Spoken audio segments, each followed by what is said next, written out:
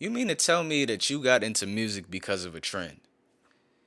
You rather copy what's already working to achieve a fake version of the success you see other artists having? It just doesn't make sense to me. If it was that easy, everyone would do it. It's those chosen few that choose the road less traveled in order to move the industry forward. So what will I get from your music that I can't get anywhere else?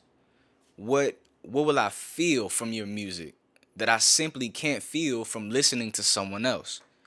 Do you actually know what makes your sound one of a kind?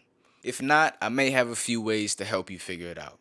Cause when I'm preaching to the people, I don't wanna leave them unsure. I can't be unsure. Welcome back to another episode of Music Business Advice.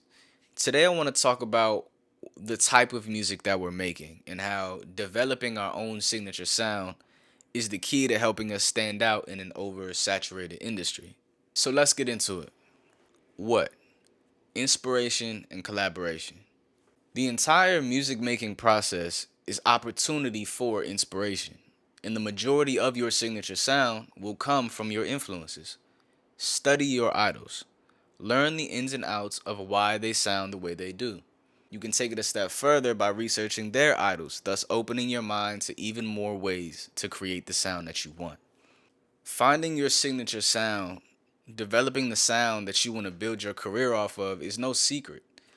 There's no treasure hunt, there's no map, there's no riddle to it. Study your idols. Who do you listen to on a daily basis? Who inspires you to make music?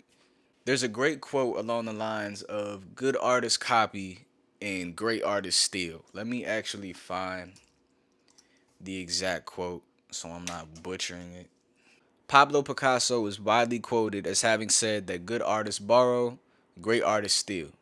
Whether or not Picasso was truly the first person to voice this idea is in some dispute. Now, this isn't stealing in like a malicious way, it's simply taking what's already working. And I understand that I just contradicted myself from what I said in the intro of this video, but there's a difference between blatantly copying and then using what's already working and adding your value to it. Stealing in the sense of just blatantly copying is stealing, and that's wrong. But taking what's already working and adding your value to it, moving it forward, that's art. So personally, I would say my favorite: James Fauntleroy, Frank Ocean, Michael Kiwanuka, and Brent Faiyaz. Okay, so what about their music inspires me? James Fauntleroy is my favorite songwriter. So when I'm writing a song, I'm pulling from how James writes. I'm pulling his technique as well as putting myself into it so that I'm able to add value to the process. But I'll pull my songwriting from James Fauntleroy. Frank Ocean has something about his production that just lives outside of time. You know, whether Frank Ocean dropped in the 90s or dropped in 2050, his production still has a way of connecting. Connecting in it's limitless to say the least. So I'll pull my production style from Frank Ocean. Michael Kiwanuka has a cinematic atmosphere. He's a very, I listen to his projects and I visually see something. And that's something I want to add into my music. So I'll pull that cinematic feeling, that cinematic undertone from Michael Kiwanuka. And then Brent Faiyaz has a nostalgic factor, I'll say that, to where he's clearly influenced by 90s music, but he also pulls from other genres and other styles as well. But it's very clear that he has a very 90s type of sound. So when people listen to my music, I would like them to feel nostalgic too. I want them to feel familiar. Familiar, even though it's something new and I'm still adding my own value into it. I want them to feel like this is familiar. I've heard this before. Let me not quickly turn this off. This could be something that I'm potentially into. So make a list of those favorite artists. What do you like about each? And next time you're in the studio, next time you're making a beat, you have somebody making a beat for you. Challenge yourself. What can I take from this artist? What can I take from this artist? What can I take from this artist? Put those things together. Put those strengths from each artist together. That's your sound. And keep doing that. Over time you'll start to see a pattern. I'm using this snare a lot. I'm using this I'm using this guitar a lot, or I'm playing the guitar. I'm having somebody play the guitar this way a lot. Very slowly but surely, you'll start to develop your signature sound. It's not something you develop in a day. It's not something you develop in a week. Probably not even a year. But as time goes on and you put the reps in, you're in the gym, you're in the studio, putting in the hours, just creating, making songs, you're gonna find your sound. Collaboration. Collaboration empowers artists to combine their strengths, expand their creative boundaries, and create music that goes beyond their usual limits, allowing each artist to connect with a mutual fan base and give both audiences something new to hear. A collaboration can be both beneficial and detrimental. Collaborating with the wrong band, producer, or artist will only leave both you and your audiences confused. Collaboration is a great way to find your sound too. It's not just me. I'm not just using my influences, but when two, three, four of us get together, I have access to their influences too. And now what we create is something I wouldn't have even thought of by myself.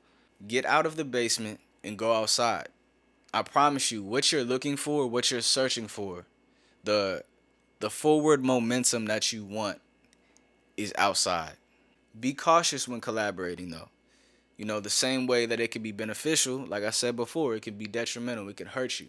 Collaborating with an artist who has a completely different, a completely opposite audience who does not resonate with your message, your brand values, your aesthetic, may not be the best collaboration. That's not saying that y'all can't get in the studio and still get work done, but understand what the outcome may be. This may not be a hit.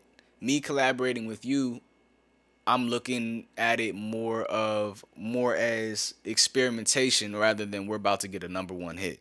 You haven't seen certain artists collaborate yet because it just doesn't make sense.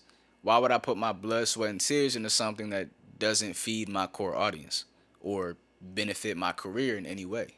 Who is your ideal collaborator? So, here we have a worksheet with a very basic checklist that you can create for yourself when trying to figure out who might be the best collaborator and who might not. So, again, collaboration empowers artists to combine their strengths, expand their creative boundaries, and create music that goes beyond their usual limits. Look for yourself in potential collaborations. If the artist or music does not align with yours, that band, producer, or artist might not be the most beneficial option. Who is your ideal collaborator? Do they align with you and your music? Actually create your own customized checklist. Do they have a similar brand? Do they stand for the same things? Do they have a similar audience? Will their audience resonate with what I have to say? If we make a record together, is it going to speak to both audiences? And then sound. Do we align sonically? Now there are instances where you can experiment and try something like a Little Dirk and Morgan Wallen record where you have country meeting rap.